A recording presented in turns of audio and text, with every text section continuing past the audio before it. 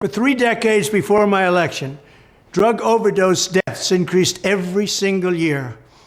Under my leadership, we took the drug and fentanyl crisis head on, and we achieved the first reduction in overdose deaths in more than 30 years. I also proudly signed the Support Act, the largest investment ever in combating the opioid epidemic. Sadly, under Joe Biden, our hard-won progress has been surrendered along with the surrender of our southern border. It's such a shame. Now fentanyl and other... We did see this? I feel like we didn't see this. I feel like we did not see this. Not this one. Yeah, I really think that we didn't. Ultra-deadly poisons are pouring into our country unchecked, stealing more than 100,000 American lives every single year, and many people think that real number is 300,000 to 400,000. Jesus Christ. Joe Biden's record is one of death, destruction, and misery in communities all across our nation. When I'm back in the White House, I will take action on day one to end this horrific plague and save American lives. Joe Biden will never solve the drug overdose crisis because he is actively destroying our border. What he has done to our border, we had the safest border in the history of our country, and now we have the worst border probably anywhere in the world, including third world countries. He's going to have a really busy day one. That's why I have previously announced I will impose a full naval embargo on the drug cartels and deploy military assets to inflict maximum damage on cartel operations. That's going to be crazy if this shit happens. Like, that really is going to be nuts. Day one, yeah. Oh, my God. I will insist on the full cooperation of neighboring governments to dismantle the trafficking and smuggling networks in our region, and I will ask Congress to ensure that drug dealers, kingpins, and human traffickers receive the death penalty. At the same time, I will direct federal law... People that say that this can't happen, like, look at what happened with El Salvador. Like, that dude took over, and he just brought in the military, and they just got rid of him. That was it. So, yeah, it absolutely can happen. Yeah, you just have to do it. Yeah, and he's super, like, that guy has, like, what, 80-something level of approval. Law enforcement here in the United States to take down the gangs and organized street crime that distribute these deadly narcotics on a local level. They are killing our people. They are poisoning our beautiful children. I will permanently designate fentanyl as a federally controlled substance. And I will tell China that if they do not clamp down on the export of fentanyl's chemical precursors, they will pay a steep price. Jesus. I had a deal worked out with President Xi. They weren't going to be sending any more, and they were going to impose the death penalty on those that made it in China. But with a rigged election, that ended.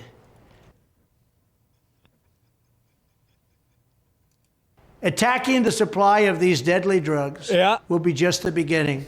We must also do more to end the scourge of addiction here at home. Among the most important steps we can take is to strengthen the pillars that give life, meaning, and hope for those struggling with addiction, particular work, faith, and family. We need work, faith, and family. My administration will support measures to make it easier for those suffering from addiction to seek treatment without losing their jobs. That's actually a huge W. Like, if he does this, this will be a great thing. Because a lot of the people that are like the people that are dealing fentanyl, like, they're criminals, right? They're bad. But the people that are on fentanyl, I mean, you look at these people, like, they're zombies, bro. Like, they're zombies. Like, I mean, this has totally ruined their whole fucking life. So, like, is this person, like, yeah, they made a bad decision by deciding to do fentanyl, like, for sure. But they're really a victim of this decision, right? I mean, you treat this person like a criminal, I think that you're making a really, really bad decision. I think many people that are addicted to substances are, again, victims of addiction, not criminals.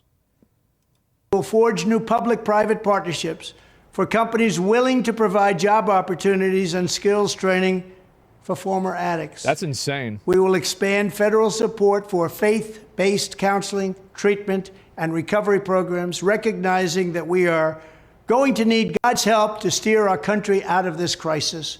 I think that, you know, as long as there's a secular option, right, a non-God-based option, then that's fine. Like, you know, Alcoholics Anonymous, I feel like is faith-based. Am I right about that?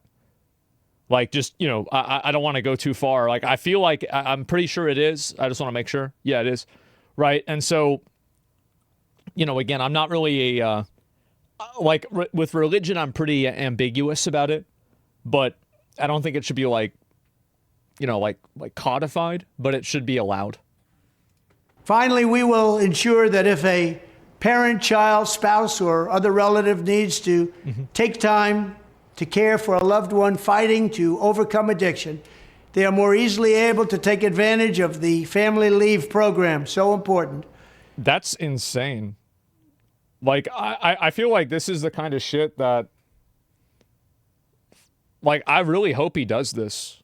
I do. I think this would be amazing. This would be a huge W. Yeah, this would be incredible. When I'm president, we will not rest until we have ended the drug addiction crisis in America. We will hard to win. believe. Yeah, it will happen. We have to win, though, in 2024 because our country is going to It's going to be a hell. gigantic W if he follows through. Thank you. Yeah. It's a big if, right? Like, I mean, it's a huge if. But, you know, like, I saw that and I was just saying, like, I mean, I feel like there's a lot of people that, like, Trump lost his brother to alcohol. Yeah, and, like, J.D. Vance, like, his mom was, like, addicted to drugs, too. So I feel like both of them have been, like, directly affected by this. And I think that definitely, like, the people that are, like, selling this shit and distributing it, absolutely, they should go after them. It's not even a question. Yeah, it's not illegal drugs that are the problem, though. Well, fentanyl, like, what do you mean it's not illegal drugs that are the problem? What are you talking about? Like, yeah, they are. I mean, that definitely, like, I don't know, like, people always have, like, these, like, really, really, like, fucking distorted worldviews. Like, yeah, sure, like, doctors prescribe drugs they shouldn't do. Like, for fucking sure, right? That's bad. But so is fentanyl. It's so personal for me. Yeah, no, I'm thankful to hear this right now. I feel like a burden's been lifted off my heart. Don't get too excited, right? I mean, just because he's saying something doesn't mean it's going to happen. But, you know, again, if it does, I'd be really happy about it. I would be. That'd be great.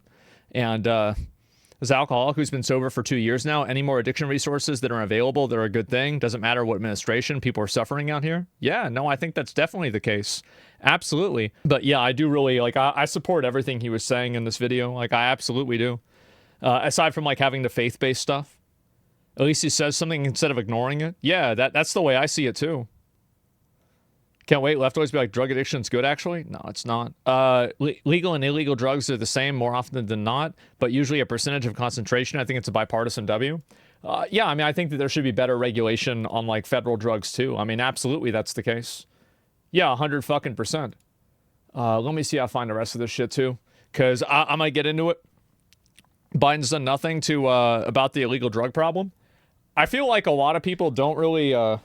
I don't know. I feel like maybe this is just me, but I think that a lot of things nowadays have become like a political topic and like a polarizing political topic that really shouldn't be. Like, I'll give you some examples. People doing drugs, like, this is obviously bad and you should address it immediately. People stealing. If somebody is going into a CVS and stealing things out of a CVS, it's bad. It's that fucking simple. It's bad. And so, like, what are we even talking about immediately, right? Yeah, what's the CVS? So, it's crazy how people have gotten into, like, this weird mind control where it's okay to do this shit. And I see it all the time. It's like people have these weird-ass positions on topics now. It's so dumb. Oh, our drugstores in the city have been shut down due to stealing? Well, it wouldn't happen. Like, you just arrest them, put them in jail, right? I mean, it's so fucking simple, but apparently people don't understand it. It's sad. Common sense has been lost. I feel like a lot of people, it's not even that common sense has been lost. It's that common sense isn't even rewarded, and people don't want to hear about common sense. They want to hear that their own sense is getting, reassured.